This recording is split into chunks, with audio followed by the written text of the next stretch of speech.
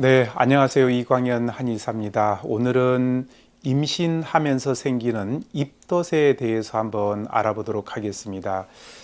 대개 이제 임신에 대한 설렘과 기쁨이 채 가시기도 전에 나타나는 예비 엄마들을 괴롭히는 것 중에 하나가 바로 입덧이죠. 입덧은 임신한 여성들의 70에서 80%가 경험하는 아주 흔한 증상입니다. 이처럼 대부분의 여성들이 입덧을 경험한다면 입덧은 병이 아니라 임신의 과정 중에 나타나는 지극히 자연스러운 현상으로 이해를 하시는 것이 좋습니다. 대개에서 이제 입덧을 하는 시기를 보게 되면은 임신 6주부터 입덧을 시작하다가요, 12주 정도까지 이렇게 지속이 됩니다. 그리고 임신 12주가 지나면은 입덧이 줄어드는 경향이 있습니다. 그렇지만 일부 경우에는 임신 전 기간에 걸쳐 가지고 입덧이 지속되는 경우도 가끔씩 있습니다. 그러면은 입덧은 왜 할까요? 입덧의 원인에 대해서는 아직 정확하게 밝혀져 있지는 않지만 임신에 의한 호르몬 체계의 변화나 체질과 체격에 따른 입덧 발생 등의 학설들이 가장 유력합니다. 첫 번째는 호르몬의 변화인데요. 수정란이 자궁에 착상하게 되면은 수정란에 영양을 공급해 주기 위해 가지고 육모성선 호르몬이라는 호르몬을 분비하게 되는데 이것이 구토 중추를 자극해 가지고 입덧이 일어나는 것입니다. 두 번째는 체질이나 체격 문제인데요. 지나치게 마른 사람이나 뚱뚱한 사람, 그리고 비위가 약한 사람들에게 잘 나타나고, 정신적인 문제 같은 경우에는 임신에 대한 불안감이나 입덧에 대한 공포감 같은 정신적인 스트레스, 그리고 특히 첫 임신의 경우에 입덧이 심한 경향이 있습니다. 네 번째는 알레르기 반응으로서 남자의 정자를 이물질로 인식해서 생기는 알레르기 반응도 입덧의 한 원인이 되고요. 아연의 농도가 낮아질수록 입덧이 심하게 나타날 수가 있습니다. 아연의 농도가 낮아지게 되면 미각이 엉망이 되어 가지고 평소와 전혀 다른 맛을 느끼기 때문에 음식의 선호도가 달라지면서 입덧이 나타나는 경우입니다. 입덧을 극복하는 방법은 첫 번째, 정신적인 안정을 가져주는 것이 무엇보다도 중요합니다. 입덧에 그렇게 크게 신경 쓰지 말고 임신부 스스로 안정과 좀 느긋한 마음을 갖는 것이 좋고, 친구와 대화나 쇼핑을 하거나 집안 분위기를 바꾸는 등의 방법 등으로 기분 전환을 해주는 것도 좋고요. 남편의 도움이 필요한 경우도 있습니다. 가사를 분담하거나 또 함께 음악을 듣는 등 신체적, 정신적으로 즐겁게 지내는 것, 이런 것도 필요하겠죠. 입덧이 있을 때 우리가 음식은 어떻게 먹는 것이 좋은지 한번 살펴볼게요. 첫 번째, 아침에 자리에서 일어나기 전에 가벼운 음식을 먹습니다. 잼을 바른 토스트나 비스켓, 과자류와 녹차, 그리고 따뜻한 우유 등을 같이 마시면 도움이 될 수가 있습니다. 그런 다음에 30분쯤 지나서 천천히 기상을 하죠.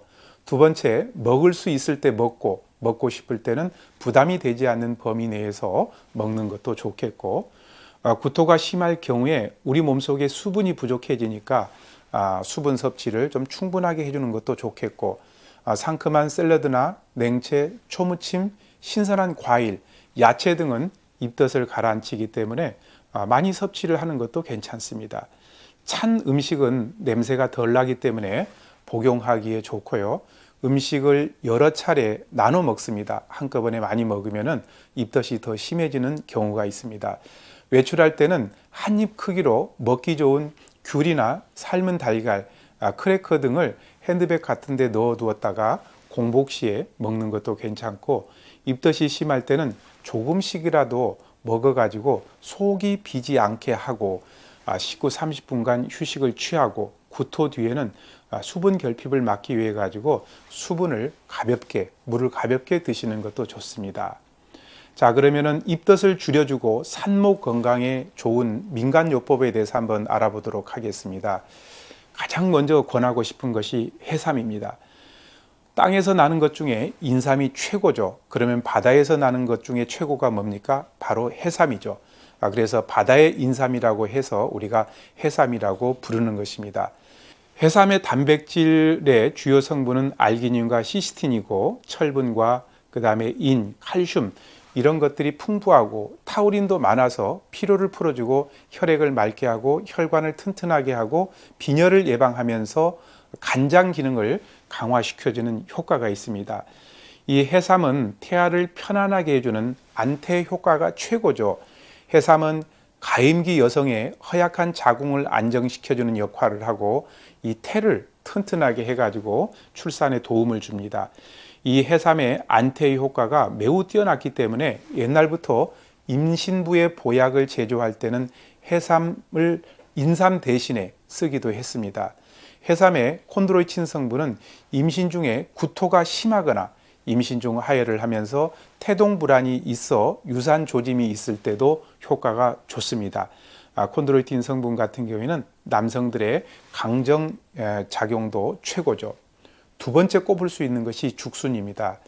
죽순은 임신 중에 원기를 회복시켜주고 마음을 안정시켜주는 식품입니다.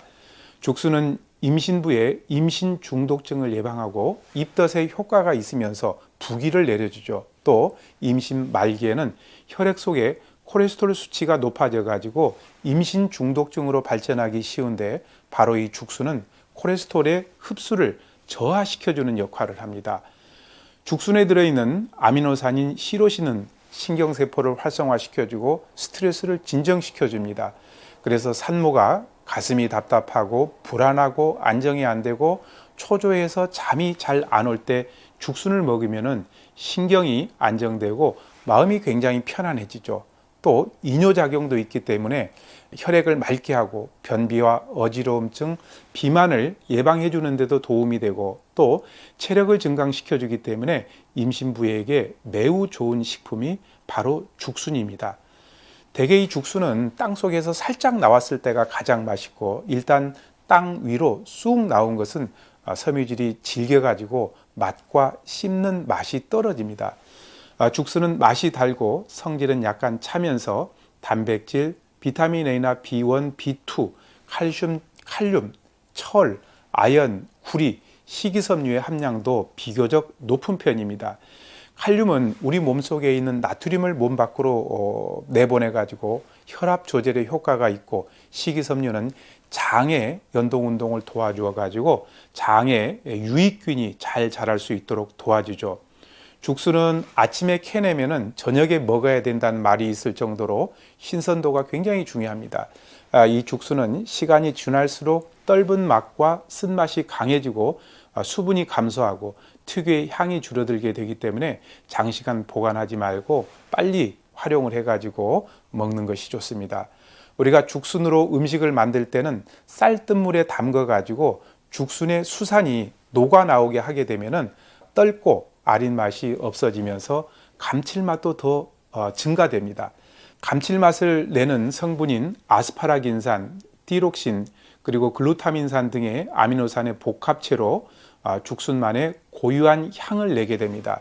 죽순을 쌀뜨물에 30분 정도 담가서 우려낸 뒤에 흐르는 물에 씻은 다음에 냉장고에 보관한 뒤에 하루에 20g씩 끓여가지고 차처럼 수시로 복용하면은 입덧뿐만 아니라 산모의 전반적인 정신 건강과 육체 건강 개선에도 도움이 되죠.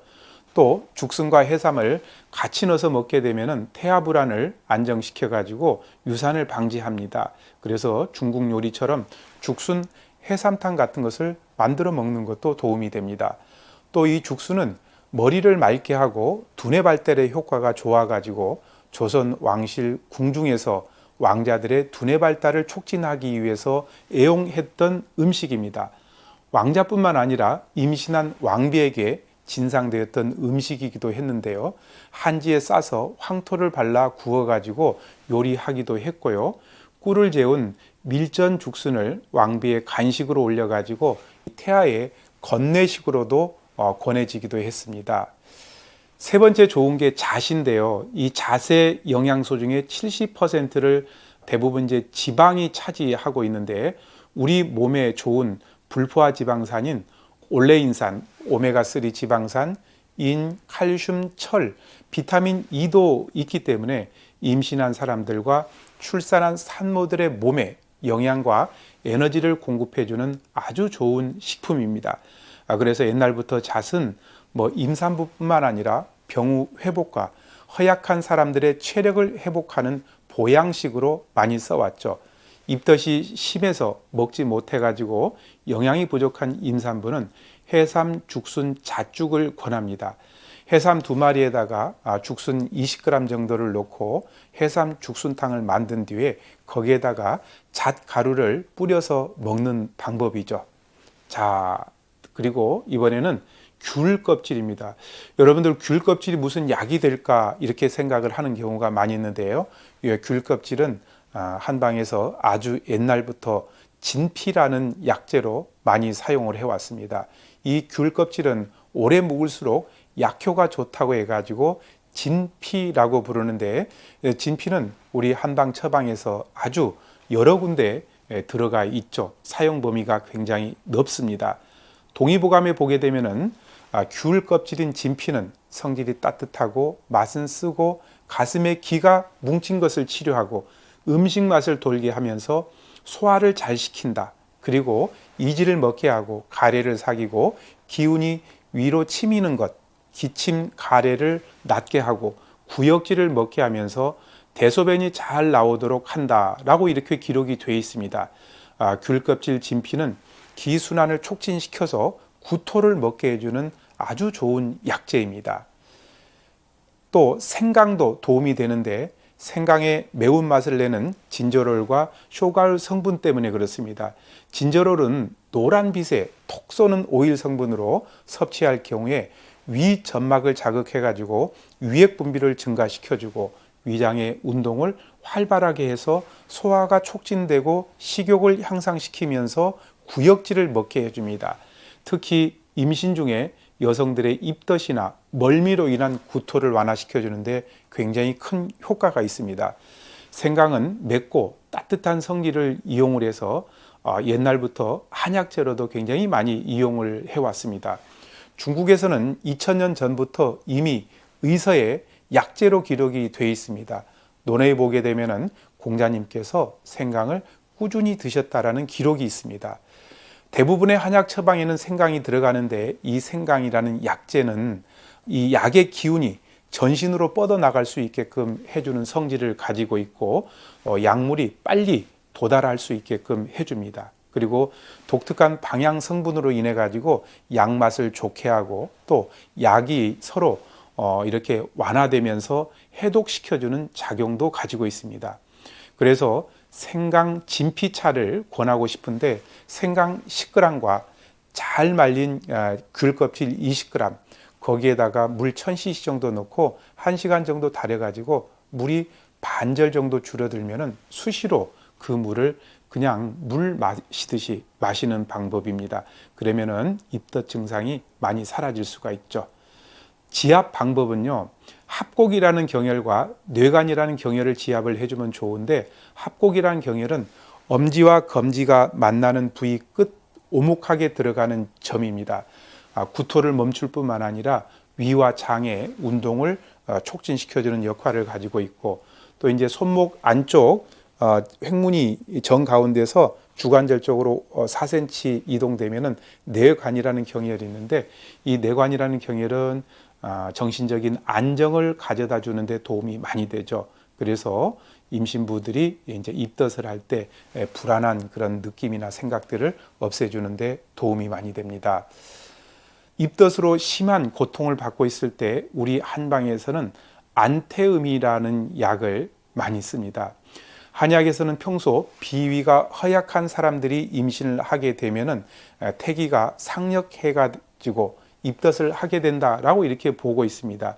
이때 안태음을 사용해 가지고 비위를 강하게 하고 태기를 안정시켜주면은 입덧에 많은 도움을 받을 수가 있습니다. 이 안태음 같은 경우에는 아주 오래 전부터 우리 한의사들이 많이 써왔던 약이죠. 임상과 경험에 의해서 산모나 태아들의 도움이 되는 이 안태음 같은 경우에는 안전하게 쓰실 수가 있습니다. 이 소화기 계통을 편안하게 해주는 백출, 그리고 정신적인 안정을 가져다주는 황금, 그리고 혀를 보호해주는 당귀, 작약, 숙지황, 여기에다가 비위 기능을 좋게 해주는 사인, 그리고 기순환을 촉진시켜주는 진피, 감초, 소엽, 청궁 이렇게 돼 있는 약재가 안태음입니다. 그래서 임신 중에 입덧으로 고생하시는 분들 같은 경우에는 이 안태음을 잘 활용을 해보면은 입덧뿐만 아니라 태아의 건강까지도 도움을 줄 수가 있습니다. 오늘은 임산부들을 힘들게 하는 입덧에 대해서 알아봤습니다. 감사합니다.